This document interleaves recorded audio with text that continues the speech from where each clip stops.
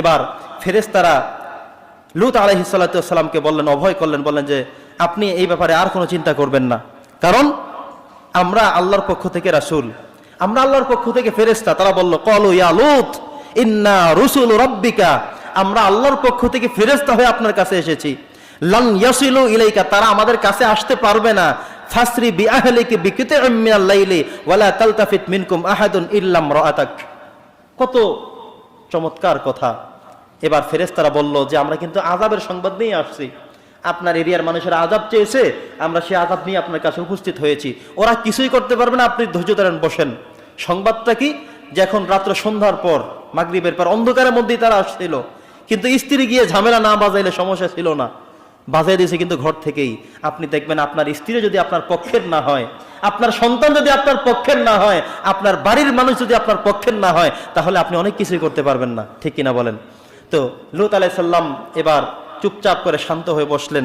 এবার ফেরেশতারা জানিয়ে দিলেন যে ফাআসরি বিআহলিকি বিকিতইম মিনাল লাইল, আপনি রাতের একটা অংশে খুব দ্রুত ঘর থেকে বেরিয়ে যেতে হবে। আযাবের সংবাদ চলে আসছে, আজকে রাতেই, ভোর রাতের দিকে, শেষ রাতের দিকে আযাব চলে আসবে আল্লাহর পক্ষ থেকে, আযাবের একেবারে কাছাকাছি। তবে ওয়ালা তালতাফিত মিনকুম, আপনারা যখন যাবেন পিছনের দিকে ফিরে তাকাতে পারবেন না। আমরা 5 জন ফেরেশতা যেই দিকে যাব, আপনারা শুধু আমাদের পিছনে পিছনে যেতে থাকবেন। নির্ধারিত একটা জায়গার পরে আল্লাহ তাআলা সেটা আযাবের অন্তর্ভুক্তের বাইরে রেখেছেন। আমরা শুধু আপনাকে বাঁচাতে এসেছি, আল্লাহর থেকে মেসেজ নিয়ে আসলাম, আপনি শুধু যাবেন, আপনার 3 জন সন্তান যাবে, এটা আল্লাহ তাআলা কোরআনে বলে দিয়েছেন। এরপরে ইল্লা ইমরাআতাক, তবে আপনি আপনার স্ত্রীকে নিতে পারবেন না। কাকে? স্ত্রীকে নিতে পারবেন না। ইন্নাহু মুসিবুহা মা আসাবাহুম, সে ওদের মতো করে ধ্বংস হবে, কারণ সে তাদের মতোই। ইন্না মাওআইদাহুমুস সুবহ, সকাল কিন্তু হয়ে যাচ্ছে, খুব দ্রুত বের হন। আলাইসাস সুবহু বিকরিব, সকাল কি খুব কাছে নয়? আপনি খুব দ্রুত বের হন, আপনি এখন আর থাকতে পারবেন না। এরপরে আল্লাহ সুবহানাহু ওয়া তাআলা যে কথা বললেন যে ফাআখরাজনা মান কানা ফিহা মিনাল মুমিনিন, আমি সেখান থেকে বের করে নিলাম এই মুমিনদেরকে। আল্লাহ তাআলা এখানে আরো বললেন ফামা ওয়াজাদনা ফিহা গায়রা বাইতিন মিনাল মুসলিমিন, আমি সেখানে একটা ফ্যামিলি ছাড়া আর কাউকে তখন মুসলিম হিসেবে পেলাম না। লূত আলাইহিস সালাম এবং তার 3টা মেয়ে, এই 4 জনের ফ্যামিলির মানুষ ছাড়া জর্ডানের কোনো মানুষ আর আত্মসমর্পণ করেনি, মুসলিম হয়নি, তাদেরকে এরিয়া থেকে বের করে দিলেন। এবার আল্লাহ তাআলা জিবরাইলকে বলেন, হে জিবরাইল চলে আসো, তোমার দায়িত্ব চলে এসেছে, এখনই তোমাকে আমার হুকুম পালন করতে হবে। সেটা কি? জিবরাইল আলাইহিস সালামকে আল্লাহ তাআলা বললেন, তুমি আমার এই যে জর্ডানের যে জনপদ, এটাকে তুমি তোমার হাতের মধ্যে ধরো। উনি ধরলেন। আল্লাহ তাআলা বলেন, আসমান পর্যন্ত উপরে উঠে ফেলো।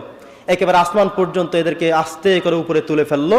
আসমানের যত ফেরেশতা বা যারা ছিলেন প্রত্যেকে তাদের কান্নাকাটি, চিল্লাচিল্লি শব্দ সবাই পেলেন। সুবহানাল্লাহ। আল্লাহ তাআলা এত পবিত্র, তবে আল্লাহ তাআলা সাথে যারা বেঈমানি কাফেরগিরি করবে, এরা কখনোই ছাড় পাবে না, মুক্তি পাবে না। আসমান পর্যন্ত উঠালেন, এরপরে উল্কা বৃষ্টি নাজিল করলেন। আল্লাহ তাআলা বলেন, ফালাম্মা জাআ আমরুনা জাআলনা আলিয়াহা সাফিলাহা ওয়া আমতারনা আলাইহা হিজারাতাম মিন সিজ্জিল, আমি পাথর নিক্ষেপ করে করে করে করে সব জমিনের সাথে লাগিয়ে দিয়ে এরপরে জিবরাইলকে বলেন, জমিনটাকে আস্তে করে উল্টায়া ছাড়বা। এটা উপরে উঠানোর পরে জনপদ যেই পর্যন্ত, আমরা তো পানির উপরে ভাসি, এটা তো অবশ্যই জানেন, বিজ্ঞানের আলোচনা করতে বসিনি এখন, একদম পানির উপর থেকে আসমান পর্যন্ত উঠানো হয়েছে। এত শক্তি জিবরাইল আলাইহিস সালামের আল্লাহ তাআলা দিয়ে রেখেছেন। আসমান পর্যন্ত উঠানোর পরে এদের সবাইকে উল্কা দিয়ে, পাথরের বর্ষা দিয়ে এদের সব ধ্বংস করে এরপর আল্লাহ বলেন, তুমি এবার উল্টায় আস্তে করে জনপদে ছেড়ে দাও। জিবরাইল আলাইহিস সালাম আস্তে করে উলট করে ছেড়ে দিলেন। এটা হলো বাহরুল মাইয়িত, ডেড সি, মৃত সাগর নামে পরিচিত। আপনারা যদি কেউ দেখতে চান, জর্ডানে গিয়ে দেখে আসবেন। আল্লাহ তাআলা বলে দিয়েছেন, কুল সিরু ফিল আরদ ফানজুরু কাইফা কানা আকিবাতুল মুকাজ্জিবিন, পৃথিবীর ঈমানদারদেরকে লক্ষ্য করে বলেছেন, আপনাকে আমাকে আল্লাহ তাআলা টার্গেট করে লক্ষ্য করে বলেছেন, তোমরা জমিনে পরিভ্রমণ করো, দেখে আসো যারা মিথ্যাবাদী ছিল তাদের পরিণাম আল্লাহ তাআলা কি করে দিয়েছেন। সেই জর্ডানে আপনাদেরকে যেতে বলেছেন আল্লাহ তাআলা, ফিলিস্তিনে যেতে বলেছেন আল্লাহ তাআলা, মাদায়েন যেতে বলেছেন, দেখে আসতে বলেছেন, ফেরাউনকে দেখে আসতে বলেছেন যে কি করেছিল তারা, আল্লাহ তাআলা তাদেরকে কিভাবে তাদের জনপদগুলোকে করে দিয়েছেন। এই হলো হযরতে লূত আলাইহিস সালামের জীবন কাহিনী। আমরা এখান থেকে শিক্ষা, একটু লাইফ লেসন নিয়ে আজকে আমরা তার জীবনী শেষ করে দিতে চাই। সকল ধর্মই অশ্লীলতার বিরুদ্ধে কথা বলে, শুধু ইসলাম নয়। তাদের এই কর্মের মানুষদেরকে আল্লাহ তাআলা উল্টায় কেন দিলেন? একটাই শুধু কারণ, তারা করতে উল্টা কাজ। আল্লাহ বলছে পুরুষ বিয়ে করবে নারীকে, কিন্তু তারা করবে পুরুষে পুরুষ। পুরুষে পুরুষে যদি তারা যতদিন বেঁচে থাকে অপকর্ম যদি করে, বিয়েও যদি করে, যেভাবেই করে, সেখান থেকে কোনো জনসংখ্যা কিন্তু আর পৃথিবীতে আসার সুযোগ নেই। পুরুষে যত কিছুই করুক না কেন, এখান থেকে বংশ বিস্তার হওয়ার কোনো সুযোগ নেই। আছে কেউ কি কখনো শুনেছেন যে অমুক পুরুষের একটা বাচ্চা ছেলে হয়েছে, একটা মেয়ে হয়েছে? শুনেছেন কখনো? অপকর্ম করুক, যাই করুক, এটা হওয়ার সুযোগ নেই, কারণ এটা সৃষ্টির বিপরীত কাজ। সৃষ্টি করেছেন আল্লাহ, সিদ্ধান্তটি আল্লাহর। বন্ধুগণ আমার, তো তারা এই যে কাজগুলো করেছিল, অশ্লীলতা, এই কাজ থেকে আমাদের বিরত থাকতে হবে। আমাদের কারো মধ্যে, আমাদের উঠতি যুবক বয়স সন্তানরা, ছেলেরা কোথায় থাকে, কোথায় পড়ে, কোন প্রতিষ্ঠানে পড়ে, তারা বড় হবে কিভাবে, মাইন্ড সেট আপগুলো, এই জায়গা থেকে তাদেরকে সতর্ক করতে হবে।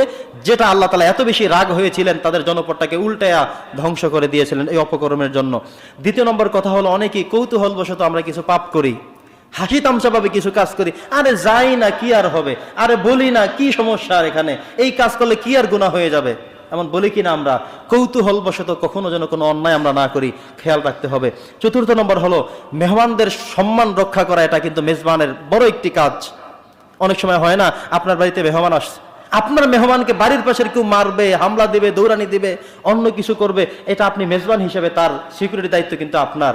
আপনার বাড়িতে কেউ বেড়াতে আসলে যে কোনো কারণে আপনি কিন্তু সম্পূর্ণ নিরাপত্তা দেওয়ার দায়িত্ব আপনার, কারণ সে আপনার মেহমান, সে আপনার যেই হোক না কেন, আপনার চোখের কাঁটা হলেও, শত্রু হলেও, আপনি তাকে দেখতে না পারলেও, আপনার বাড়ি থেকে যখন উঠেই গেল, তখন তাকে সম্মান, শ্রদ্ধা, আপ্যায়ন, খাওয়া দাওয়া, পক্ষের বিদায় দেওয়া পর্যন্ত আপনি তার পক্ষে কাজ করতে হবে। যেটা লূত আলাইহিস সালামের কাছে 5 জন ফেরেশতা আসার পরে উনি ব্যাকুল হয়ে গেলেন যে আমার এলাকার মানুষ তো ভালো না, এরা তো এসে দুশ্চরিত্রপূর্ণ কাজ করতে চাইবে। উনি একেবারে ব্যাকুল হয়ে গেলেন মেহমানদের ইজ্জত সম্মান রক্ষা করার জন্য।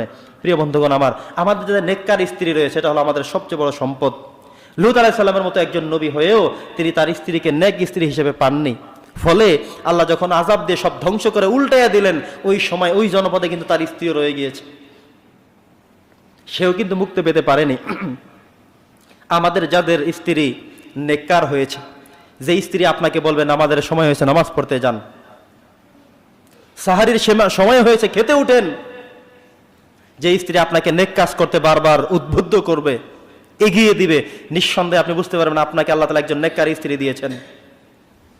আর আপনি যদি স্ত্রীর জন্য ভালো কাজ করতে না পারেন, দাড়ি রাখবেন, স্ত্রীর কথা হইলো না রাখতে পারবা না, তাহলে বোঝা গেল আপনার স্ত্রীটা নেককার না। আপনি আমার সাথে রাগশাক যাই করেন, আপনি দাড়ি রাখবেন, স্ত্রীর কারণে দাড়ি রাখতে পারেন না, বোঝা গেল আপনার স্ত্রীটা নেককার না। আপনি নামাজ পড়তে আসবেন, স্ত্রী বলো আরে নামাজ কি পড়ে কি হবে, এখন আগে খান, আগে খায়ালন, এরপরে ঘুমান। আপনি বলে দিলেন যে আমি আশুরার রোজা রাখবি, স্ত্রী বলে আরে এই রোজা কি আর হবে, দরকার নাই, খাওন দাওন ভালো না, তার মানে বুঝবেন আপনি নেককার স্ত্রী পাননি। আপনার স্ত্রী যদি আপনাকে নেক কাজে অগ্রসর করে দেয়, সামনে আগায় দেয়, সেটা শুকরিয়ার বিষয়। আর যদি দেখেন এখান থেকে পিছনে টেনে রাখে, তাহলে বুঝা গেল আপনি নেককার স্ত্রী পাননি। যেন আল্লাহর কাছে দোয়া করতে হবে, রব্বানা হাব লানা মিন আজওয়াজিনা ওয়া যুররিয়াতিনা কুররাতা আয়ুনিন ওয়াজআলনা লিল মুত্তাকিনা ইমামা। সম্মানিত উপস্থিতি, লূত আলাইহিস সালামের জীবনী আমরা আজকে শেষ করে দিলাম।